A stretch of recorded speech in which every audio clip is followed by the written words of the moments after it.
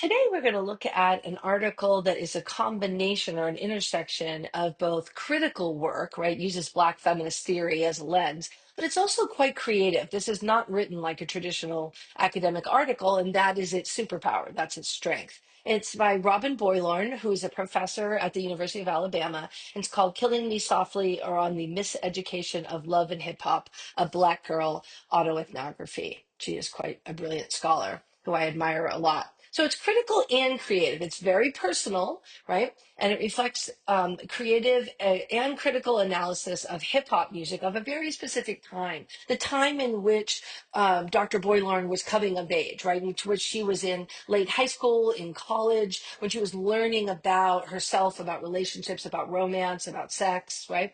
And she uses a combination, she uses Black feminist work, which is a combination of critical race perspectives and feminist perspectives, particularly rooted in Black women's experiences. And she does this through very creative writing. She uses narratives, she uses poetry or what we call poetic writing in some places, meaning really beautifully written, more like an essay you'd find in the Atlantic or the New Yorker than like an academic journal article. So there's a real beauty to her writing.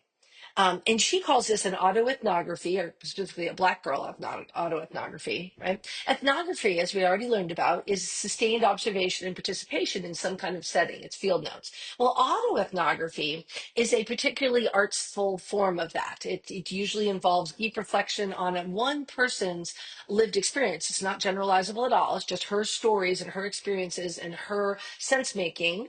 But it makes connections specifically to social and cultural issues. In her case, coming of age as a young Black woman, sex and relationships, being heterosexual and experimenting with those things, dealing with heartbreak, dealing with loss, dealing with the other women in her family who mentored her as she was growing up, dealing with being in college and beyond that. Okay, so these kinds of narratives and poetry and poetic, or what's sometimes called performance writing, are evocative, meaning they have emotional reactions, right? Hopefully you like her, hopefully you feel sympathetic, hopefully you feel empathetic about the kinds of experiences she's having. There's a lot of emphasis on embodied details, much like I've talked about how I've done research in healthcare settings, but because I've been a patient so much myself, a lot of my perspective on those ethnographies have also included doing autoethnographic pieces where I think about how my own body is responding and how I'm making sense of my own experiences.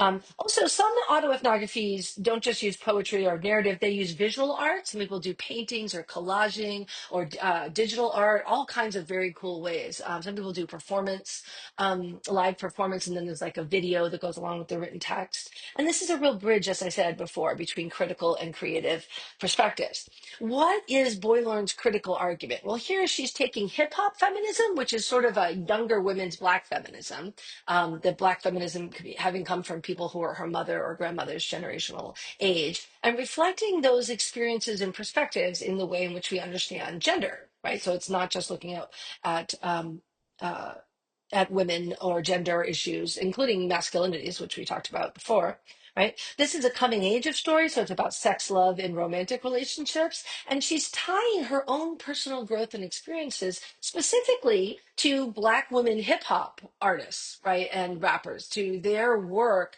and talking about how her own sense of her own coming of age was tied up in a very particular moment in hip hop music. And that is a very cool thing, right? That is an argument about how you have to learn, you have to have some loss and some heartbreak in order to learn your lessons, right? And but knowing that there's other strong Black women out there sort of leading the way who empathize with you and who you feel like your experience is expressed by, right? That gives you a sense of support. Hopefully we all have music that we turn to for support when we're having a hard time.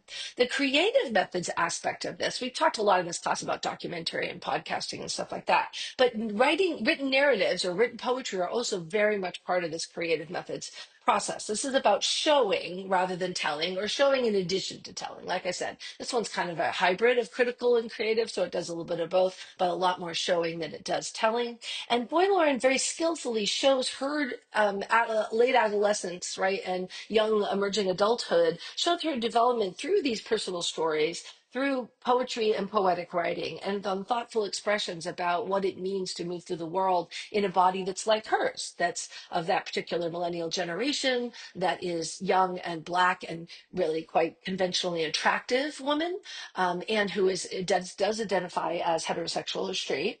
I know her. And so she is talking about her choices and how she navigates those choices and what the implications are those, what those say about larger views of society. It's a very much drawing on some intersubjective realities about, for example, Black womanhood in this country, but it's also looking at very subjective meanings that she herself creates. And that's what makes it a hybrid of the critical and of the creative.